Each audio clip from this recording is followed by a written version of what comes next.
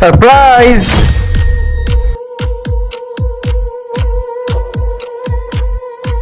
ইস, ওর বডিটা যে কি দেখতে, যে করেই হোক এই চিকনা মালটাকে তো আমার খেতেই হবে। ওকে না চান্স পেলে খেয়ে দিব।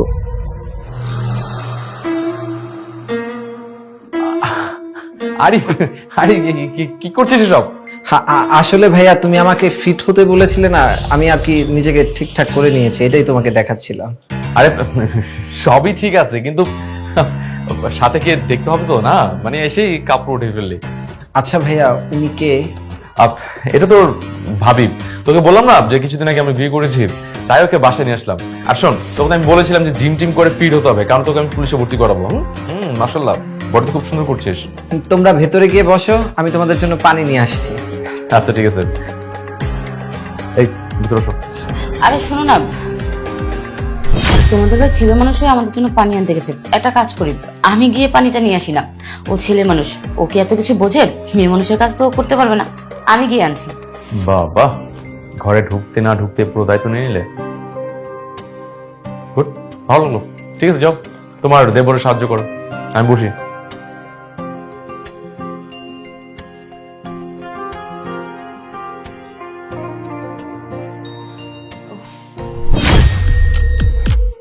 তুমি কি হট দেখতে।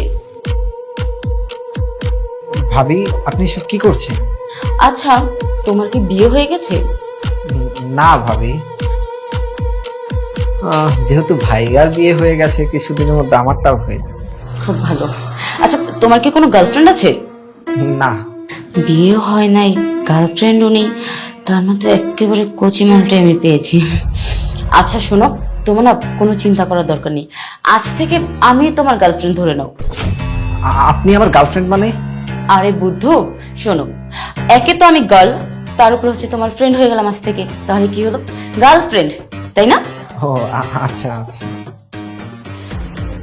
আরে বাদ দাও, পানিটা তোমার নিতে হবে না, আমিই নিয়ে যাচ্ছি, তুমি দাঁড়ো।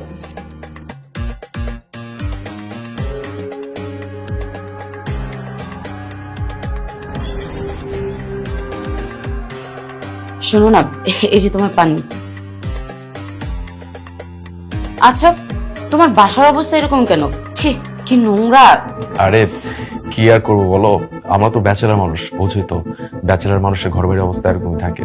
ঠিক আছে, তোমার না আর কোনো চিন্তা করার দরকার নেই। এখন তো আমি চলে এসেছি, আমি তোমার বাসা একেবারে পরিষ্কার করে রাখবো, চকচকে করে রাখবো, ঠিক আছে? আচ্ছা শোনো, তোমার ডাইনিং টেবিলটা না খুবই নোংরা হয়ে আছে, আমি গুছিয়ে দিয়ে আসি। আমার না খুব গর্ব হচ্ছে, বুঝছো, যে আমি তোমার মধ্যে একটা ওয়াইফ জীবন সঙ্গী হিসেবে পাইছি, যে কিনা আস্তে আস্তে পুরো সংসারের সামনে নিচ্ছে, সংসারটাকে নিজের করে নিচ্ছে। আমি এমন একটা ওয়াইফ আমার লাইফে চাইছিলাম, যে আমাকে বুঝবে আর আমার পরিবারকে বুঝবে। ঠিক আছে, তুমি যাও। ঠিক আছে।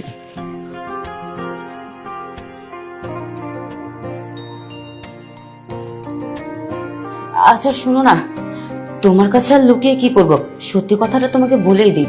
আমি না তোমার বডি দেখে না তোমার বডির প্রেমে পড়ে গেছি। ভাবি, আপনি আমাকে এসব কি বলছেন? আমি কিন্তু এখনই সব ভাইয়াকে বলে দিব। একদম চুপ, গলা উঁচু করে আমার সাথে কথা বলবে না।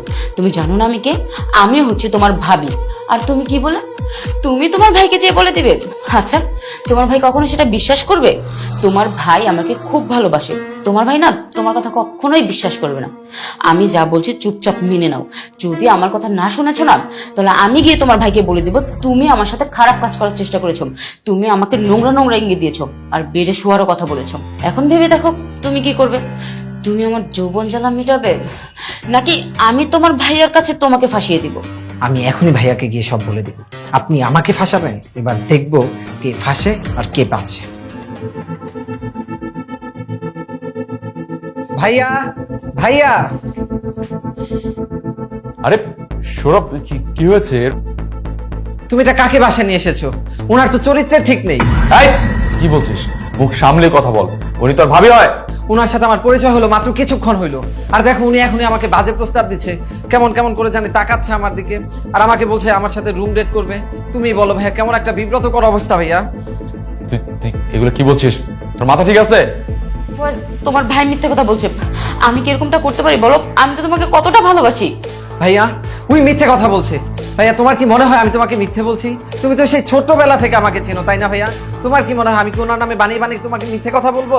ফয়েজ না, আমি সত্যি কথা বলছি, তুমি আমার কথাটা বিশ্বাস করো।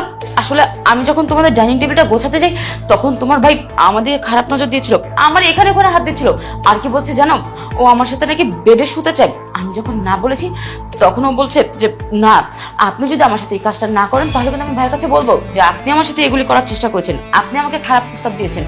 তাই ও এখন তোমার কাছে দৌড়ে চলে এসেছে তোমার কাছে মিথ্যে কথা বলার জন্য আমার নামে। আচ্ছা ভাইয়া, উনি তো জানে না, কিন্তু তুমি আর আমি তো জানি, তাই না? আমাদের ডাইনিং রুমে একটা সিসি ক্যামেরা লাগানো আছে। তুমি সেই সিসি ক্যামেরা চেক করো, তাহলেই ওনার আসল জড়িত তোমার সামনে চলে আসবে। তখনই তুমি বুঝতে পারবে কে সত্যি বলছে আর কে মিথ্যা বলছে। তুই একদম ঠিক কথা বলছস। সিসি ক্যামেরা ফুটেজ চেক করলেই সব ধরা খেয়ে যাবে যে কে সত্য বলছে কে মিথ্যা বলছে। দুধ কা দুধ, পানি কা পানি। চল ফুটেজ চেক করে আসি। ফয়েজ দাঁড়াও, সিসিটিভি ফুটেজ চেক করার কি দরকার বলো? আমি তো সত্যি কথা বলছি, তুমি আমার কথাটা বিশ্বাস করো। তুমি না আমাকে ভালোবাসো? চুপ! আর একটা কথা বলবি না, বিশ্বাস করবো না। তোর কথা বিশ্বাস করবো? তোর মধ্যে যদি সমস্যা না থাকতো তাহলে তুই সিসিটিভি ফুটেজ চেক করতে দিতি। তুই যদি চেক করতে দিচ্ছিস না, তার মানে তোর মধ্যে সমস্যা। তার মানে আমার ছোট ভাই যা বলছে সবকিছু সত্যি। শোন, আমি আমার ছোট ভাইকে সে ছোটবেলা থেকে কোলে পিঠে করে মানুষ করছি। ও আমার আদর্শে বড় হয়েছে। ও কখন মিথ্যা বলে কখন সত্য বলে আমি সবকিছু জানি। আমার ভাই কখনো এরকম সিরিয়াস বিষয় নিয়ে মিথ্যে কথা বলবে না, কারণ আমার ভাই অনেক ভালো আর ভালো চরিত্রবান। তোর মতো নোংরা না। আমার খুব ভালো করে জানা হয়ে গেছে যে এই নষ্টামিটা তুই করতে চাইছিলি, কারণ আমার ভাই কখনো মিথ্যা কথা বলে না আমার সাথে। ছি ছি ছি, তোর তো লজ্জা করা উচিত যে তুই তোর দেবর সাথে খারাপ সময় করতে গেছিস, তাহলে 10 মিনিট হয়ে তুই আমার বাসায় আসছস। যাক, ভালো হয়েছে তোর ক্যারেক্টার আগের থেকে আমার সামনে চলে আসছে, নয়তো সারা জীবন আমার জ্বলে পুড়ে মরতে হতো। ছি ছি ছি, ভাবতেই অবাক লাগতেছে। তোর মতো চরিত্রের মেয়ের সাথে আমি একটা মতো সংসার করতে চাই না। তোকে তো আমি ডিভোর্স দিয়ে দিব।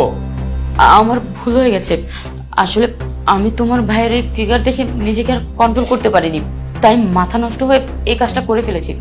তুমি আমাকে ক্ষমা করে দাও, আমি আর কখনো এরকমটা করবো না। আর তুমি আমাকে ডিভোর্সের কথা কিভাবে বলো?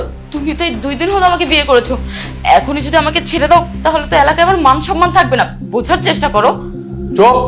আর একটা কথা বলবি না, একদম চুপ।